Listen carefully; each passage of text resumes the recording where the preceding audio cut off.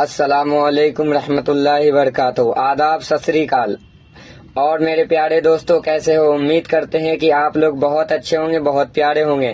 آج آپ لوگوں کے لیے ایک بہت پیارا سا کہانی لے کے آیا ہوں۔ آپ لوگ یہ کہانی کو سنیے اور دل سے سنیے گا، محبت سے سنیے گا، اور کامنٹ سیکشن میں ہمیں یہ بتائیے گا کہ کیا لڑکی کے ساتھ غلط ہوا ہے یا لڑکوں کے ساتھ غلط ہوا ہے۔ تو میرے پیارے دوستو، یہ رہا آپ لوگوں کے لیے ایک پیارا سا چھوٹا سا کہانی۔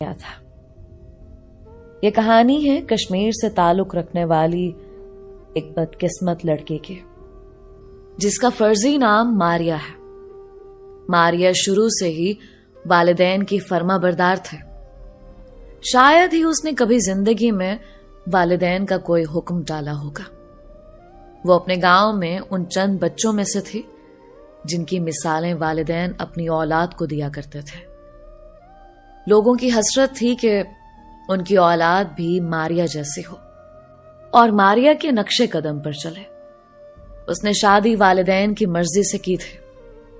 والدین نے جب اس سے اس کی پسند کا پوچھا تھا تو اس نے کہا تھا کہ والدین کی رضا میں اللہ تعالی کی رضا شامل ہوتی ہے، اس لیے جہاں آپ راضی ہیں میں بھی وہیں راضی ہوں۔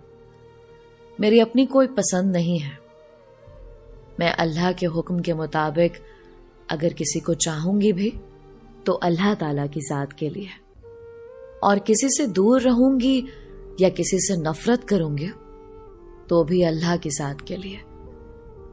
میری کسی سے ذاتی دشمنی نہیں ہے۔ اس کے والدین کو اس کے جواب کا اندازہ تھا، کیونکہ ہر کسی کو اپنی پرورش کا پتہ ہوتا ہے، اپنے خون کا پتہ ہوتا ہے، اور خاص کر بچپن ہی سے بچے کے متعلق اس کی عادات بتا دیتے ہیں۔ لیکن اس کے باوجود والدین کا فرض تھا، انہوں نے اپنی بیٹی سے اس کی مرضی جان لی تھی، اور پھر اس کی اجازت مل جانے پر جانچ پڑتال کر کے خوب پرکھ کر اس کا رشتہ طے کر دیا گیا۔ رشتہ طے کرنے کے کچھ عرصہ بعد ماریا رخصت ہو کے اپنے سسرال آ گئی تھی۔ یہاں شروع کے کچھ دن اچھے گزرے۔ اس کے بعد سسرال والوں نے گھر کی ساری ذمہ داری ماریا پر ڈال دی۔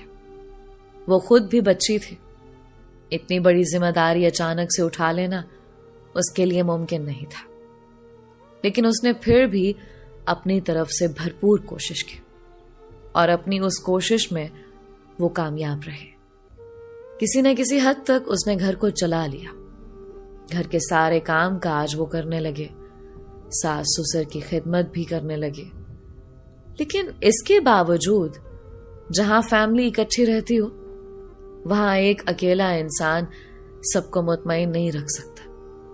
ضروری نہیں کہ وہ گھر کی بہو ہی ہو، گھر کا کوئی ایک فرد، چاہے وہ بیٹا ہو، بیٹی ہو، بیوی ہو، شوہر ہو، باپ ہو، ماں ہو، گھر کے تمام افراد کو مطمئن نہیں رکھ سکتا۔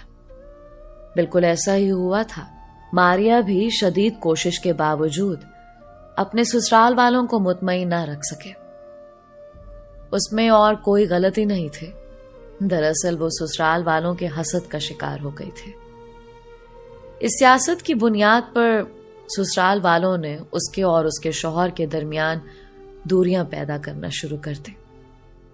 ان دونوں کے درمیان لڑائی جھگڑا شروع ہونے لگا۔ بات جب حد سے بڑھی تو ماریا نے طلاق کا مطالبہ کر دیا۔ دوسری طرف ماریا کے والدین موجودہ حالات سے اچھی طرح واقف تھے، اسی لیے انہوں نے نکاح کے وقت طلاق کی صورت میں کچھ شرائط لکھوا رکھی تھے۔ جب طلاق کی صورت میں وہ ساری چیزیں ماریا کے شوہر کو دینا پڑتی تو ان چیزوں کا تخمینہ لگا کر یہ فیصلہ کیا گیا کہ اسے طلاق دینے کے بجائے راستے سے ہٹا دیا جائے۔ یوں اس کے بد نصیب شوہر نے اپنے گھر والوں، خاص کر والدین اور بھائی بہنوں کی منشا پر اس کی جان لینے کا فیصلہ کر لیا۔ اس کی جان لینے کے لیے اسے گھر سے کہیں دور لے جایا گیا۔ وہاں جا کر اس کے سر میں ایک بڑے سے پتھر سے وار کیا گیا۔ جس وقت اس کی جان لینے کی کوشش کی گئی اور اس کے سر پر وار کیا گیا، اس وقت وہ 7 माह की हामिला थे। वो पहले ही शदीद तकलीफ में थे, ऊपर से इतने जोर की जर्ब लगाए गए और वो भी सर में लगाए गए, इसलिए वो उसी वक्त तड़पने लगे और तड़पते हुए अपने शौहर से इल्तिजा करने लगी कि उसको बचा ले, उसकी खातिर नहीं तो कम से कम उसके पेट में मौजूद अपने बच्चे की खातिर बचा ले। मगर उसके शौहर ने उसे कहां बचाना था, वो तो उसकी जान लेना चाहता था। वो वहां खड़ा उसके तड़पने का तमाशा देखता रहा, यहां तक कि वो तड़प तड़प कर मर गई। उसके मरने के बाद उसने उसे गाड़ी में बिठाया और गाड़ी को एक हादसे का रंग देने के लिए एक दरख्त से टकरा दिया और फिर उससे वहीं छोड़कर वहां से फरार हो गया। जब मारिया की वालिदा को मारिया की मौत की इत्ला मिली तो वो मौके पर पहुंचे। उसने बेटी की हालत देखने के बाद उसी वक्त कह दिया कि उसकी बेटी हादसे में नहीं मरी बल्कि उसका कत्ल किया गया है। वक्ती तौर पर उसकी वालिदा की आवाज को दबा दिया गया, मगर उसकी वालिदा मुतमईन ना हुई।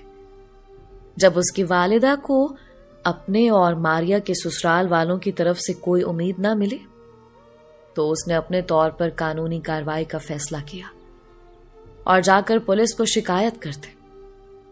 जब मारिया की वालिदा ने कानून का दरवाजा खटखटाया, उसके शौहर ने उसे सपोर्ट करना शुरू कर दिया और खुद केस का मुद्दई बन गया। पहले पहल पुलिस ने रिवायती गफलत दिखाई और किसी किस्म की कार्रवाई न की, मगर फिर अवामी दबाव पर और हुकूके इंसानी के तंजीमों के कहने पर पुलिस के एक आला ओहदेदार ने इस बात का नोटिस ले लिया। उसने अपनी निगरानी में तहकीकात करवाई, मारिया की कब्र कुशाई करवाई गई, उसका पोस्टमार्टम करवाया गया तो उसमें उसकी मौत की वजह हादसा नहीं बल्कि कत्ल साबित हो गया। शक की बुनियाद पर उसके शौहर को गिरफ्तार किया गया, जिसने कत्ल को तस्लीम कर लिया। कातिल के जुर्म तस्लीम कर लेने पर उसे अदालत में जज के रूबरू पेश किया गया और जज ने कानूनी दफात को मद्देनजर रखते हुए कानून के मुताबिक उसे ज्यादा से ज्यादा सजा सुना दे और आखिर में रिमार्क्स देते हुए कहा कि ये सजा तुम्हें सिर्फ पाकिस्तान का कानून दे रहा है, कुदरत का इंतकाम और सजा बाकी है और फिर रोजे महशर और कब्र में मिलने वाला अजाब भी होगा।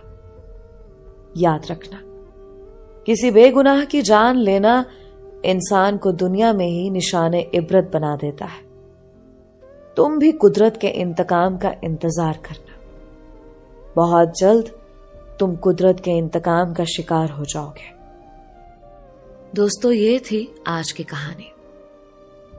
कहा जाता है कि अजाब से नहीं बच पाता। उम्मीद करती हूं इस कहानी से आपने बहुत कुछ सीखा होगा।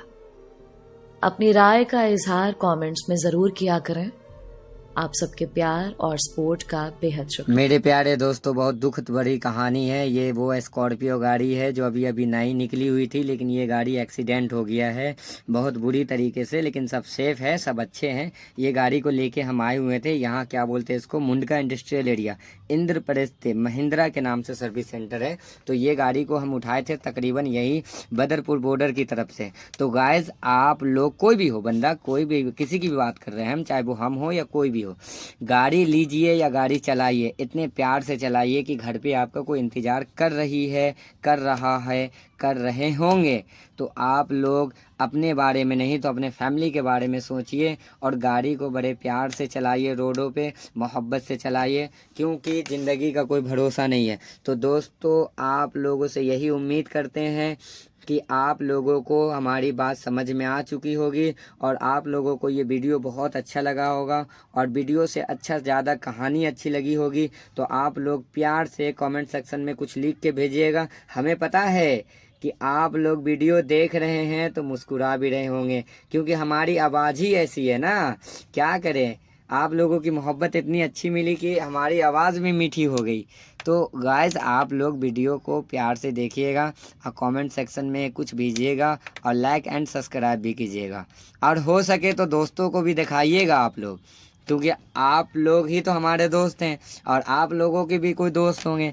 तो इसलिए आप लोग मिल के रहिए, सही से रहिए, क्योंकि मिल जुल के रहना बहुत अच्छी बात है और एक दूसरे से मिल बांट के रहना भी बहुत अच्छी बात है। कभी भी किसी के लिए बुराई नहीं करना चाहिए और कभी भी किसी के लिए बुराई नहीं सोचना चाहिए। तो गाइस ये रही हमारी बसंती पे एक गाड़ी लोड हुई है और ये हमारी गाड़ी है बसंती, जिसका नाम बसंती हमने नाम रखे हुए हैं, और हम हैं गब्बर। बोले तो बसंती तो नाचती है गब्बर के सामने में, तो इसलिए गब्बर हम हैं। अब बसंती वो है ये गाड़ी जो रेड कलर की नजर